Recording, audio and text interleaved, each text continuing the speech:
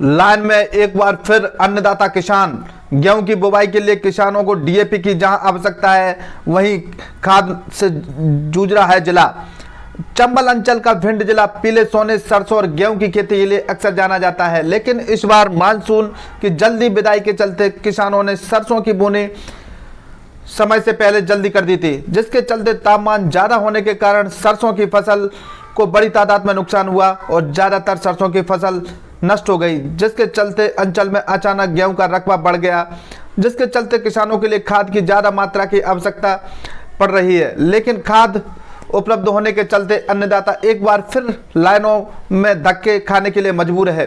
किसानों को लंबी लाइन और कतारें अब जिले के हर खाद विक्रय केंद्र पर देखी जा सकती है। इस समय जहां पर एक और किसान खेत बुवाई के लिए तैयार है, तो दूसरी ओर महिला और पुरुष किसान लाइन में लग रहे हैं और धक्के खाने के लिए मजबूर हैं। वहीं जब इस समस्या की जड़ के बारे में कृषि अधिकारियों से लेकर अन्य अधिकारियों से बात की गई, तो उन्होंने भी खाद की कमी को दबी जुबान से स्वीकार किया है, लेकिन वह इसके लत को एक दो दिन और आंशिक कमी मानते हुए जल्द आपूर्ति करने का आश्वासन दे रहे हैं। कृषि अधिकारियों का जहां तक कहना है कि सरसों का रकबा 190 हेक्टेयर था, जिसकी बुवाई हो चुकी है, लगभग बुवाई हो चुकी है। गेहूं के 1,20,000 हेक्टेयर रखा गया था, जो सरसों की फसल के नुकसान के बाद काफी बढ़ गया है।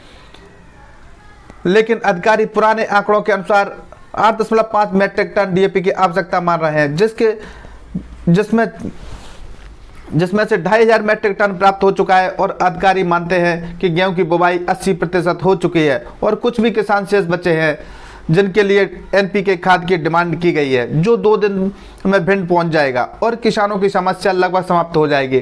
साथ ही किसानों के लिए सबसे बड़ी समस्याओं में जो यूरिया की बोतल दी जा रही है, किसान लेना नहीं चाह रहा है और उसे जबरदस्ती 250 रुपये में थमाई जा रही है।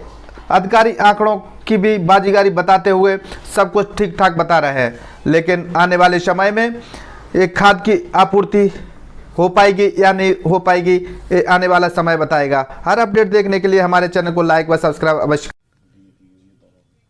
देखिए, डीएपी और यूरिया बहुत समय से उपलब्ध थे। यूरिया आज भी सभी जगह उपलब्ध है, यूरिया का कोई संकट नहीं है। डीएपी में मात्र यह समस्या उत्पन्न हुई है कि चुनाव के कारण बहुत समय से किसान लोगों ने खाद क्रय नहीं किया था। चुनाव जैसे ही समाप्त हुआ, सभी किसानों को बोनी की याद आई, तो सभी किसान एक साथ डीएपी क्रय करने पहुंच गए। इसके कारण कहीं कहीं लाइनें हैं, परंतु उन्हें भी टोकन बांटकर, किसी को आज किसी को कल का टोकन दिया जाकर खाद विक्रय का प्रयास किया जा रहा है।